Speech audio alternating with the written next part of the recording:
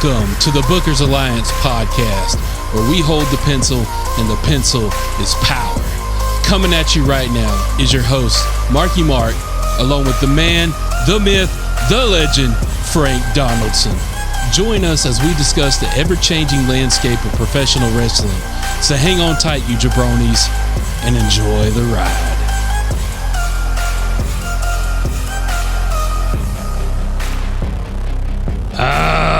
Welcome in, everybody. Thank you for joining today's episode of the Bookers Alliance podcast. Come on in the house, bring yourself up a ringside seat. You might want to put the kids away to bed for this one because our topic may be a little bit more adult-oriented. Well, they better be 13 or older if they're listening here. You got them kids in there that's a little bit under 13. You might want to tune out on this one and check back with us a little bit later because we're talking PG-13 and up. Yeah, so today's topic is the death of the PG era and what that means to what's translated on the TV. Now, granted, we ain't talking about AEW in this episode, unfortunately, when it comes to the PG era. Man, they've never been PG. They've never been PG. As a matter of fact, you try to tell John Moxley he's PG, he might just squirt blood. Yeah, I was going to say that would go south real fast. They never qualified under PG. So wait, we're talking about wrestling? I thought we were talking about Marvel because, Deadpool and Wolverine's coming out this week, and I think that's going to put the death knell in the PG era of the Marvel movies. I thought we were talking about that. We're talking wrestling? You know what, though? You bring up a good point because, Marvel is Disney. Disney doesn't put out a lot of R-rated movies. So Deadpool's Fox. They just happen to be the parent company now. But, yeah, it's going to be Marvel's first venture into releasing an R-rated movie, and it's probably going to be their highest grossing seller in the last at least 3 years. Yeah, there's been some spoilers I've seen already, people talking, and I'm trying to avoid everything I can. I'm not listening to any spoilers, so we're not spoiling nothing for y'all today. So. No, but I do tell there's going to be some great surprises in this movie. Anytime you get Hugh Jackman and Ryan Reynolds together, sign me up. I'm good for that. That's a classic. I mean, especially after we thought Hugh was done with the role. I mean, to get him, especially to get him in the cartoon costume. I mean, give me a break on that. You gotta sit down and watch that. So I'll definitely be partaking as soon as possible this weekend, so nobody else ruins it. But so let's also talk about real quick. Sponsor for today's episode, Blue Chew. No. Absolutely. So, it might as well be. I mean, wrestling fans, if you guys are listening to this, that means you saw Monday Night Raw this week. So this would be the week of the 22nd? So July 22nd Raw. If you haven't seen it, just search that. Just put in July 22nd Monday Night Raw. You'll get, and go to images. You'll get one image. There's only one image that came out of that we couldn't get our theme song in for this, for copyright reasons. But all I'm gonna say is, look at that girl with the Daisy Duke song. I mean, you can play Smack That. There's so many different songs we can play on that. Good Lord, back that thing up. I mean. Big booty girls. All right, so let's talk a little bit though about everything else swirling around that's building up to SummerSlam. First thing I want to talk about real quick: Gunther, Damian Priest. Yep. You didn't have me, but now you got my full attention. They did the right thing this week. The time for talking is over. Let's get some action. And let's let them go. Yeah, we finally got to see them get physical, and we got to see them hang with each other. It wasn't just which I fear the match is going to be. I feel like that's going to be a landslide, but at least the brawl leading up to it wasn't really a landslide. It gave you interest of, oh, wait a minute, this could be a nice little interesting feud going on here. So think about it for just a second. Think about how things are building up. Do we think Gunther has a chance in hell of getting this title off Priest?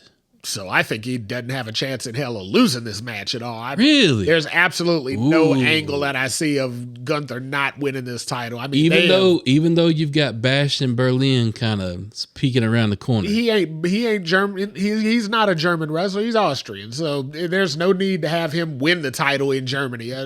Absolutely not. They need to put that belt on. I mean, they've been priming Gunther for 3 years to be this guy. If you want to elevate the title, I mean, what did he say? He said his own words. He elevated the IC title back to prominence. He elevated the UK title over in NXT up to prominence. he can elevate that world heavyweight title into something that it hadn't made to yet. And that could be an equal title to the Cody title on the other channel. I'm going to disagree with you, sir. I don't see Priest dropping it yet. Ugh. I don't see him dropping it yet. That will be, for me at least, that would be the biggest misstep with Gunther that they've made to this point. Up to this point, they've done everything right. They had him lose with a crazy, out of this world move at WrestleMania to be his real only main roster loss. I don't think he picks up his next roster loss to Damian Priest after picking up his first one to Sami Zayn. I mean, those are missteps for me in regards to Gunther. There was a time where we were talking about Gunther would wrestle Brock Lesnar and possibly win.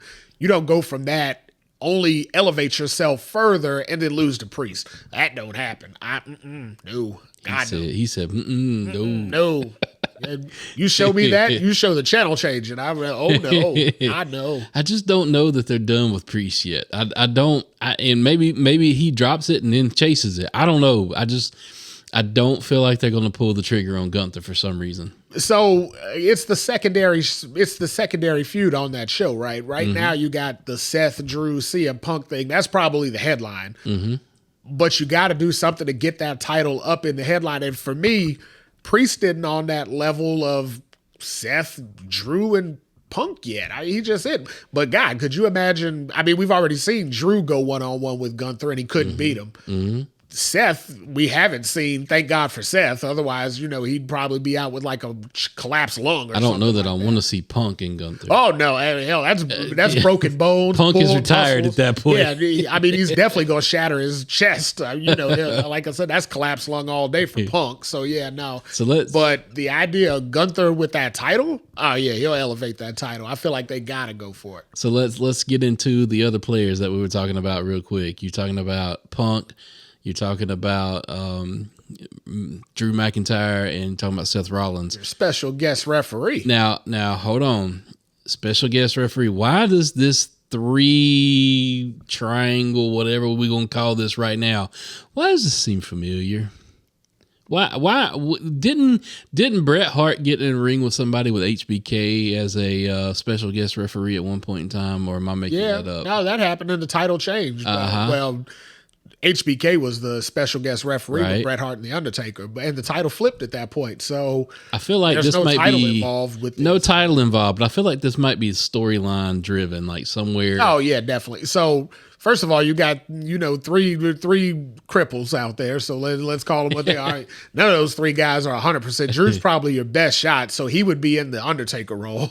But Punk and Seth, I mean, they're both hanging on by a thread. They can leave and rehab all they want. They're one bad move away from another 6 to 8 months out. I mean, hell, Punk's been there almost a year. He's been in the ring once? Yeah, I feel like though whatever happens between these 3 at SummerSlam, I feel like Seth is not going to call it clean. I feel like he's screwing somebody over. Probably screwed them both. And then you're going to get the whole, whoever he screws over, it's going to be their match at Bad Blood. I kind of see that building. I could almost guarantee he screws them both, but I don't think you're going to see Seth and Punk at No Bad Blood. I mean, that's a Mania. At least Survivor Series match. Yeah, that at worst case, that's scenario. Best case, you ride that out to WrestleMania. Speaking of Survivor Series, have you heard the chatter going around about Survivor Series, about how people don't consider that one of the big 4 anymore? No, I haven't heard that. I mean, I can understand it now that it went into the War Games kind of format because there isn't a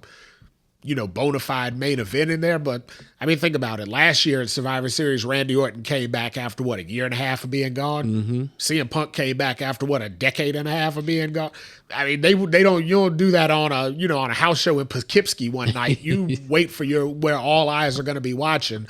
I think they still consider it a big 4 because they know all the eyes are going to be there. I think they do, but I think the chatter that I keep seeing about that is Money in the Bank is considered one of the big 4 now. I've never seen that. I've never classified money. Any in the fans bank. that believe that, Yeah. please write into me and try and convince me, because you have a hard ass time selling me on that one. Because Money in the Bank's more of a novelty pay per view. You basically hear the big three now. That you hear the Royal Rumble, WrestleMania, and SummerSlam, and I'm like, okay, but as to far me, as the Survivor Series is the fourth. As far as the four go, then I could see that. I could see Survivor Series being the least of the big four. Right. But I mean, obviously, but again, I mean, even the Rumble, it's just a novelty. I mean, WrestleMania and SummerSlam are your big two, right? That's the upper echelon. Yeah, that's SummerSlam Part A or WrestleMania Part A. Yeah, and then the summer version. It's like the A side and the B side of an old school cassette. And then tape. you got a lot of people that are starting to consider the crown jewels somewhere in one of the big main events. They spent a lot of money on them. I mean, they position it to look like a WrestleMania-esque event, but I mean, they're making a lot of money off of, True. You're getting $50 million to go over there and do a 3-hour show. Yeah, you're going to make it big, right? You can't half-ass that. You're going to have to pull out the big guns for that. But I mean, I think for me, I can't look at any of those crown jewels or anything like those, those overseas deals, just because of how bad they were in the beginning. I mean, I agree. The cards used to be at best a Goldberg, Raw. Undertaker. Yeah, I mean, the Brothers of Destruction against DX. If I remember right, I think the Prince over there, he asked for like the Ultimate Warrior and Hulk Hogan, and half the guys he wanted to come show up, he had to dig up. So I mean, now granted, he was putting enough money into it to make like a hologram match. They could have dug him up. Yeah, I mean, they could have did a hologram match. They could have figured that out if they really needed to. But good Lord, that just goes to show how far back they are in TV. I mean, they're just catching our 90s stuff now. So wait till they hit the Attitude Era. Good God. All right, so let's continue to talk about some stuff going on currently. Switch it over to SmackDown real quick. Talk about what's going on with Cody and the Bloodline. Seems to be, they took out Randy, and then this past week they took out KO. They took out Cody too. They took out Cody, put him through a table to end the show on there. And it doesn't appear like, even though we've kind of talked about it in a roundabout way, it doesn't appear this new Bloodline is going to get a wise man. Seems to be they may just be running on their own. Yeah, it doesn't. I mean, let's be honest. When they did have a wise man, the wise man told them, "Don't do what you're doing." They tried to talk him out of everything, tried to keep them within the lines. I don't think this group can be kept within the lines, so I don't think they can have a wise man. I mean, if they bring in anybody else, it'd be another wrestler. I don't see where they would fit a mouthpiece for them, because what they're doing, they don't necessarily need a mouthpiece. Like Roman didn't need a mouthpiece. Obviously, he could do his own talking while he was out there. But I mean, Roman's a part-timer, so you had to have a wise man in there to be there on those odd weeks when Roman wasn't going to be there. You wanted somebody to speak for Roman, and he wasn't going to be him, so you had a Paul Heyman for that. But this group is there every week. These ain't part-timers. So they kind of had, though, with the old Bloodline, it was more of a strategist, if you will. Like, Paul was kind of that, hey, let's not go from this angle. Let's do this instead. Yeah. Whereas the Bloodline 2.0, they're rogue. I mean, they're rogue. They're going to do what they want, when they want, how they want, and that's kind of the MO. I mean, kind of the old NWA, But I'm also put it like this though: when they had the wise man in the Bloodline 1.0. Roman was also a champion. Jay and Jimmy were tag champions. Right. They had to have somebody to kind of, negotiate the contracts and all that quote unquote behind the scenes stuff that they pretend like goes on in wrestling. They had to. This Bloodline is just a bunch of savages. I mean, they're just out there kicking ass and taking names. So the way Solo was looking at it, he's looking at it like take it by force. Yeah. They don't need a guide for that. I mean, it's not hard to tell Jacob Fatu to go out there and maim some people, because he seems to know how to do that just fine. True. Let's talk about real quick Bayley and Nia Jax. BBL Bayley and Nia Jax. Man, what do you think is going to happen here? I don't know, but there's a lot of ass in that match there. Good God Almighty! I mean, when that bell rings, damn, you better watch out. So I've been trying to figure this out. What are they going to do with Bayley, because Bayley, winning the Rumble, okay, we kind of seen that. I was pulling for Bayley. Yeah, winning the belt, kind of seen that coming too, taking it off EO. It was good to give Bayley a WrestleMania moment. She was like the last of the 4 horsewomen that never really had it, so that fit. Finishing up that Damage Control storyline, finishing that up, that was cool. Yeah, Nia, do we really think Nia is going to get the belt? I mean, is this possible? So if it furthers the Tiffany Stratton Money in the Bank win, if it furthers that storyline, then yes. And I think we'll see that on this week's SmackDown later on tonight. I think we'll figure it out at that point. But if she gets it, it's to get it away from Bayley, to play the angle of Tiffany, teasing the cash in and them two having, internal beef and all that other. Both are good characters. I mean, Tiffany and Nia are great characters that play off each other well. So it would work to have that. So I could definitely see that being a possibility. The only thing that would kind of deter me from it is like Bayley's run has been like bungled at best. I mean, this hasn't been a memorable run at all. No. So if you take it off of her, and put it on Nia to get into that storyline, does that technically make Bayley a transitional champ? Like, did she just kind of ride us through the summer because we didn't have anything else to do? I don't know if I like that for her. I mean, maybe not, but I mean, maybe that's where she is now. But I will say the promo she just had with Nia, even though it wasn't in ring, that might be one of the strongest promos I've ever heard from Bayley. Yeah, they threw some haymakers out there. I mean, it wasn't the like annoying Bayley. That Bayley has some bass in her voice. She told her. She said, you screwed people up. Yeah, you're right. You were reckless. You were reckless. You called her a fat ass. No, well, she didn't say it like that, but I mean, she was in so many terms. She did. Yeah, but I mean, hey, good on Nia though. Like, she was that when they were talking about 5-6 years ago. She was reckless in the ring. Yeah. I mean, let's call a spade, right? She was hurting people. She was reckless. Her weight was out of control. I mean, these are things she said. These ain't just our outlook on things. While she was away from WWE when she had to take a little break, I mean, she said these things. She said, hey, I let my body get out of control. My work rate might not have been where it was. I wasn't as dedicated as I needed to be. But since she's been back, I mean, she's been focused. She's been out there doing the damn thing. She's out there being that character that we want her to be. That badass beat you down character, an intimidation factor, things like that. She's getting there. I just don't know. I think I know how the storyline's going to play out. I mean, I see Bayley retaining over Nia at SummerSlam, and then I see the next opportunity Nia has squashing Bayley and just beating her down within an inch of her life, and then Tiffany's cashing in. I think that's coming. I could see that, but so. As we just said, SummerSlam's the second biggest show of the year. And we've already talked about 2 of the title matches, and you don't see any titles change at hands. Or Tiffy cashes in at SummerSlam, one of the 2.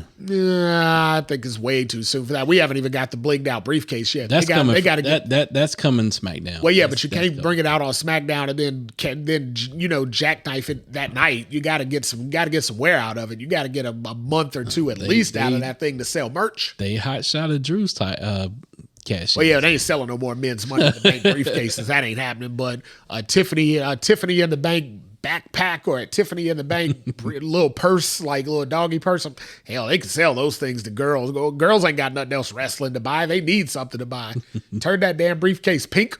Put some bezel on it and make that damn thing a little pocket bag or whatever the girls wear now. Oh hell, they sell 1 million of them things. Let's talk about Wyatt Six for just a moment. Wyatt Six had another tape. It wasn't delivered this time. It just was there, and we got to see it. Popped up on the Pat McAfee show now, apparently. And it was Nikki, which, whether they're calling her, she's not Sister Abigail. Maybe she's Abby the Witch. We don't know who she is at this point. All we know is that was a very disturbing and demented video. Yeah, they need to expand more on that character. Yeah. I mean, Nikki might be one of the deepest ones that they got. Because she was actually on WWE TV going through her strife, to whereas these other people, the Rowan and Bo Dallas, they were gone. So they were going through their trouble outside of wrestling because they weren't on WWE TV. Right. They were doing their own thing. Gacy and Dexter Lumis, they were mostly on NXT. They were doing their struggles on it. Nikki Cross was on WWE TV. She was on Monday Night Raw every damn week, playing Nikki ASH and being Alexa Bliss's best friend, and so all the other things she did. She went through her struggles on live TV. So let me poll the fans. Let me poll the fans real quick. If you're out there driving, keep at least one hand on the wheel. Show me a sign of hands. How many people actually liked the Nikki ASH character? Not me. I didn't. I wasn't a fan of it. So crickets. That's what. Yeah, I'm it was a hearing. bootleg Mighty Molly. Yeah, there's nobody out there that like that. No, nobody. absolutely not. Nobody. So, but I mean, that was Nikki's big push. That was her push. She won her title on that. She won her women's title on it. Yep. That was her push, and that's what they gave her to run with. So she has a reason to be upset. She has a reason to be, to be a little bit twisted. She might be the most vicious one, and we just don't know it. That's what I mean. They need to expand on that character a whole lot more because she was the only one who we saw her struggle. Yep. We saw every bit of her struggle on TV. So they need to build on that character the most. And then we saw Uncle Howdy get into the ring behind Chad Gable and give one of the most vicious Sister Abigails I have ever seen. Chad took a nosedive on that one. Hell, that big ass head rolled on that. Boy went in the fog, flipped over, and didn't see him no more. Nope. He was gone. No, I mean, he stuck him. He posted him. So yeah, he did. You can see that. I mean, whatever we're calling him, I guess we're going with Bo Dallas for the time being. Yeah. You can see he was working on his in-ring because, I mean, he patented that move. He took that move. He took his brother's move, and I mean, he made that thing a winner. I don't know if it's going to work with everybody. Yeah, but him and Chad, they done worked on that together to make that look devastating. That was about like that security guard taking the crossroads the other night. That's one of the most vicious ones I've seen. Right, taking them on the front of your head with your neck. I mean,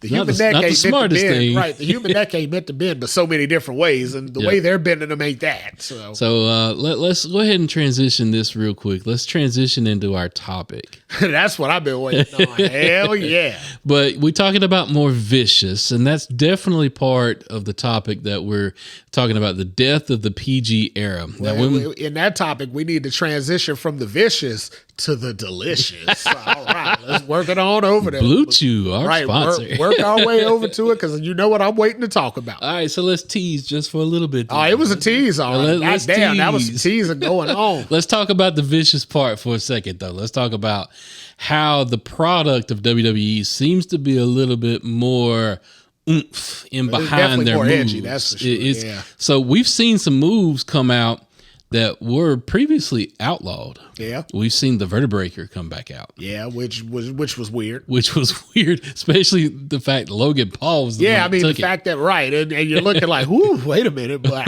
again, he's really putting the work in. So, I mean, if anybody was practiced enough on that move, I'm sure it was him. The move that Sammy did on Gunther in the corner, that weird, buckle bomb, so to speak, whatever that was. I don't know what we can coin it. So we're just going to That was an El Generico. You know what we mean. Yeah. Brain buster on the turnbuckle. I mean, good Lord. Buckle buster. A buckle buster. I love it. Yeah. The Braun Breaker for flat out impaling Ilya Dragunov with the ring post on Monday night. Well, I mean, there was that, but then the spear at the end of the match that just called the match. I mean, you wanted to, so I could hear JR somewhere in his bedroom saying, "Oh my God, he broke him in half," because he literally broke him in half and then broke him off the edge of the ring. So I mean, hell, hopefully Ilya's okay. I mean, we'll see how that turned out. So we've seen this aggressive streak here lately, and I'm not talking about like the ruthless aggression. I'm just talking about ruthless aggression. All right, John Cena, I can't see you over there. I'm just talking about, so you can tell Vince is gone because these were certain moves that Vince would be like, I ain't doing that. Got to tone it down. Got to tone it down. Got to protect the wrestlers. Right. You got to keep it PG. I mean, he wouldn't even let AJ Styles do his Clash. I mean, no. He deemed that too dangerous. Yeah, and I mean, don't get me wrong, it's injured some people, so I understand why they would deem it, dangerous, but you got to deal with the talent that you're working with. I mean, it's dangerous to Dustin Rhodes said, I can't say jobber anymore, enhancement talent. Yeah, you better watch out. Yeah, don't piss him off. It's definitely dangerous to an enhancement talent, that isn't used to taking the move. But I mean, when you got a seasoned pro out there, I think there comes a certain point where you got to trust the talent to do what they're supposed to be out there doing. Yeah, I mean, and granted, these are men and women, grown men and women out there, so they know the risk. And like they always say, this ain't ballet. Yeah, it ain't ballet. I mean, so it's a full contact sport. Now, granted, you don't want somebody to get decapitated or anything like that, but like AEW crap. Yeah, I mean, right. You don't need to see somebody getting their head knocked off every week. I mean, but every now and again, it's not that bad. All I'm gonna say is Wesley please don't become Darby Allin. Please. Well, I don't know. And apparently Wesley was on TNA this weekend. Wesley, out there doing all kinds of crap. Back on NXT. Yeah, so I mean, I don't know, but didn't he just come off of like a year-long injury, a 6-month injury or something like that? And that stays hurt a lot. And that's the downside of them being more aggressive, right? Yeah. That's the downside of them, kind of just going out there and laying it all in the ring. And that's fine. I'm not taking away anything from anybody. Like I said, you got to trust them to go out there and do their job. But at the same time, you don't want to screw up a storyline because they're out injured for a year. Yeah, a la CM Punk at WrestleMania. I mean, so he came back at end of November. Now we're at end of July. Mm-hmm. He's wrestled one match, which was the Royal Rumble. Holy hell. Are we really getting our ROI on that? Or, what's our return on investment on whatever this first year of the contract? Hopefully that was back end loaded because we didn't really get our money's worth out of this first year. So also talk about real quick, we talk about the aggression that's kind of ramped up. Talk about the blood that's kind of started coming back to WWE TV. Yeah. Now, granted, Triple H has gone on record and saying, look, where it's warranted, okay. And we've seen that within the whole Cody Rock story. Yeah. Rock talking about, Cody, I'm gonna make you bleed, and Mama Rose, you're gonna have to look at this belt, where your son's blood is on it. Yeah, I mean that was a blood feud. I mean, It was with the bloodline. It was a blood feud. It was all over. There had to be some blood in that. I mean, and then you got Cody, who's the son of Dusty Rhodes. And Dusty bled every match. Absolutely. Dusty was John Moxley, original. Before John Moxley. Yeah, he was John Moxley original. Because, I mean, Dusty would bleed on a Tuesday night, in Rutherford. So him and Flair, though, they had the best way to bleed because you had that, that white blonde hair. Yeah. And that blood's going to show up in that hair. They definitely had the best way to bleed, but they had the worst head cartilage in the world. God, I mean, yes. Although Flair's forehead is a little bit smoother. I mean, I don't know if he's had Botox or whatever. That's plastic surgery. I mean, hell. Either that or, I mean, you got to look at so his hairline used to be way down at the front. True. I mean, now it's way in the back. So I don't know which forehead you're looking at, so that's different on over That's true. There. That's true. But yeah, the blood has made an appearance, whereas it used to be, when they would recap and there was blood in it, they would turn the screens black and white. Yeah. And then, you had speaking of turning the screens black and white, oh my God. Every time we get that sucks, or we can barely get the close to a curse word before a damn SmackDown just goes completely dark. It makes me think I'm having like some kind of internet glitch. I'm like, wait, what's wrong with they're cursing. Fox has been known to cut the picture and the sound. USA just cuts the sound. Okay, we get it. You got standards and practices and everything else. Well, but on Fox, we can't see a mouth the word ass. I mean, come on now. Kiss my, and then the whole screen goes. Well, any Wyatt segment is screwed these days because the crowd starts chanting, "You effed up, you effed up." So I mean, and then Raw immediately USA is like, "Oh God, bleep." Bleep, bleep. So then it's like, and the worst part is the commentators don't know. Right. So they're telling the story. They're trying to advance the storyline, and half their stuff's getting muted. So it's just, God, I can't wait to get to Netflix. And that's the biggest thing. I think, if anything, I wish that WWE would have waited to move on from the PG era until we got to Netflix. I know why they did it, and I know Triple H being at the helm, he's got a different view, and then again, the whole company has changed, and we've seen lots of different things since TKO has bought the company. Yeah. But at the same time, it's like, networks, come on, man, come on. This is rough. Either networks let it go, or WWE try to tame it until you get. Yeah, something's got to give on that. I mean, so unfortunately for WWE, the only way to tame it would be to not let the fans be audible, and I mean that kills the whole product. That kills. So, I mean, you're back in the Thunderdome. Yeah, so right, you kill the whole product at that point. So you definitely can't go that route because it's not the wrestlers that they're bleeping. I mean, the wrestlers, what they say apparently is okayed because they can get away with saying whatever they say. Right. But then the fans say, like you said, you effed up or something like that. And I mean, the screen's black and then it stays black. And by the time we come back, then it goes in and out. I'm always afraid I'm going to have a stroke or a seizure when I'm watching it because I'm like, if this thing keeps going, how they always have that disclaimer, if you're sensitive to lights or color, flashing lights or color. If they keep flashing Raw and SmackDown like that, they're going to make everybody sick. So, I mean, they got to do something better with that. They just got to give it a break. Yep. And, it's cool that they're moving into this. It sucks that the TV networks just, they got to do what they got to do, and we get it. But, there's other ways, though, that WWE are starting to break that PG era attitude. Oh, yeah. And all I'm going to say is Liv, good God. Yeah. Good God. And what Ron said when I showed you earlier? Damn. So here's the thing. Do I fully expect them to go full blown attitude era with the ladies? No. I was going to say, I was hoping you weren't going to go. They're never going to go back to that. No. The attitude ladies were divas. They were divas. They were doing the bra and panties matches and the pudding matches, right. And we ain't getting that with the crop of talent we got now. But I do like the whole, the romantic type storylines and things like that. I do like that to a point because it gives them character outside of just their wrestler.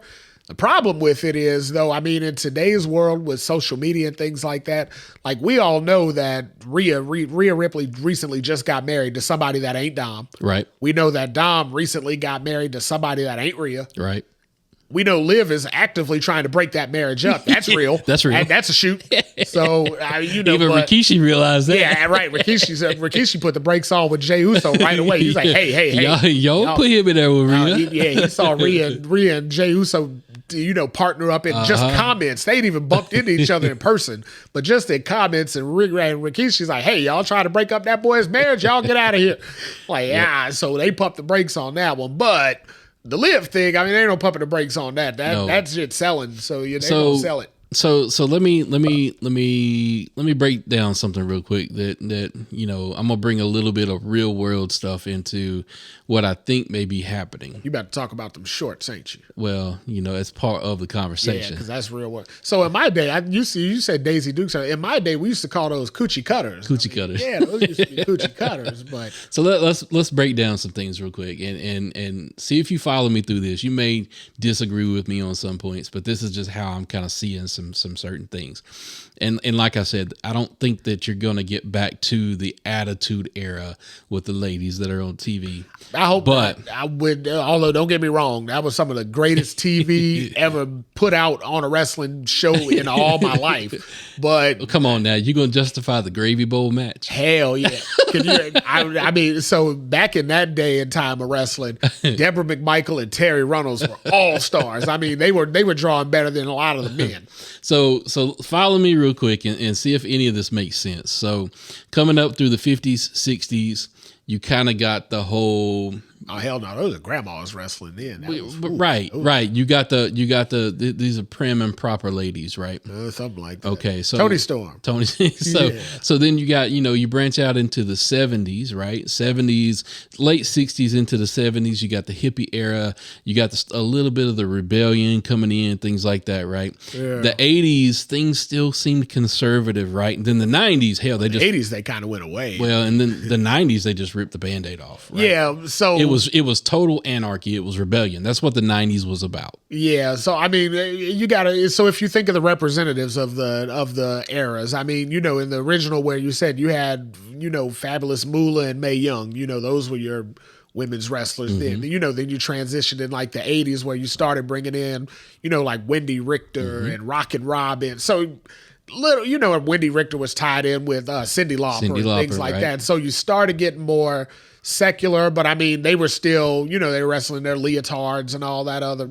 They looked just like the women of the day that did Jane Fonda workout video. Yeah, exactly. They looked just like them. So but then women's wrestling kind of went away and it disappeared. Well, then you had only really Elizabeth and Sherry Martel that were the valets. Yeah, in WWE. So they were. They were. You had your Luna Vachon. They were and she wrestled a little bit, but but as far as commonplace valets, prim, proper, nice women, they were kind of like beauty models, right? Or prom dates, I guess you would say. Then they kind of went away. That disappeared for a few years. Then all of a sudden you had Sunny.